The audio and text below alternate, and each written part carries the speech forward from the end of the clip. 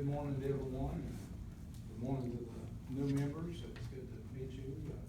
Just want to tell you that we're here to help. You know, we talked to a few before the meetings. Frida, she's got our contact information. If you need to get in touch with us, just feel free over any situation, VDOT situation. We just want to give you a little update this morning. If you notice, I have with me a new face. Mr. Wade Belcher is with us. Wade is our Nice to meet you guys. New maintenance manager. He took Chris Banks' position, so we've already had him out in the field a little bit. And I think Darrell will be heading out and look at a few issues, so he's always willing to help too. But to give you just a few updates on what's going on in the VDOT world, as you mentioned, the Route 23 bridge over the Holston, North Fork of the Holston River, we do have one lane open in each direction at this time. There's some remedial work that remains, and weather permitting, what the remaining work is concrete medians in the center. They have to be poured. There's some permanent striping on the bridge, so that's going to depend on the weather and moving on in maybe a little bit of warm weather in spring to finish that up. I know it's been a big relief to get that project completed, or so far as it is. Route 682, Dean Hall Road in Nicholsville, we've had to close that bridge, as everyone knows, due to the condition. The bridge has been removed. Speaking to Mr. Hearn over the week, but they had a lot of questions about it. They had some drawings they was having some issues with. Those have been approved. Everything is on order.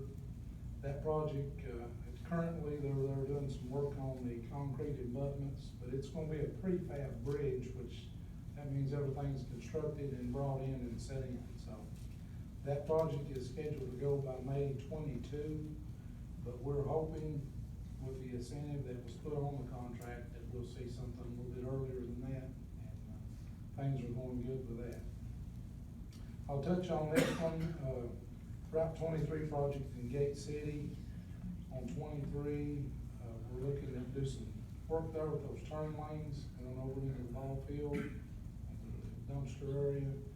Those possibly could see some movement in the fall of 2020. And, that's going to be a pretty good project for drainage. If you notice, when you go through there, a lot of times you got water in the edge of the road, and a parking lot will be installed there. So a lot of good plans for that project.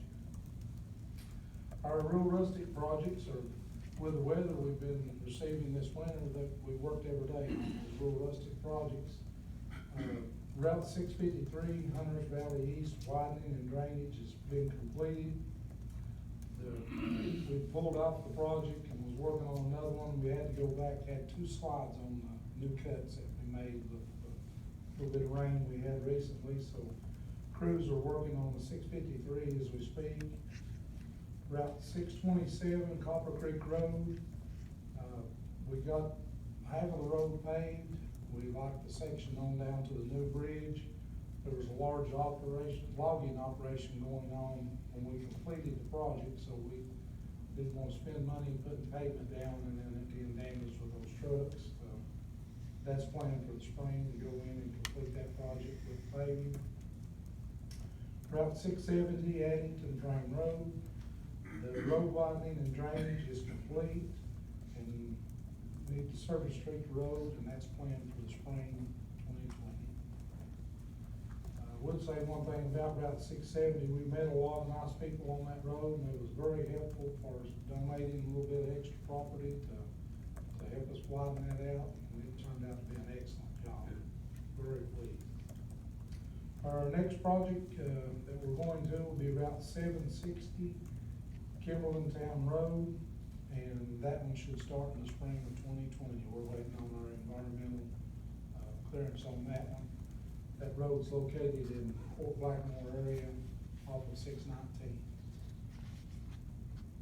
We do have one, we've got a lot of smaller slides, but we have one major slide that some previous work was done on Route 619 in High Knob. This slide is moving again. We've got some issues with it.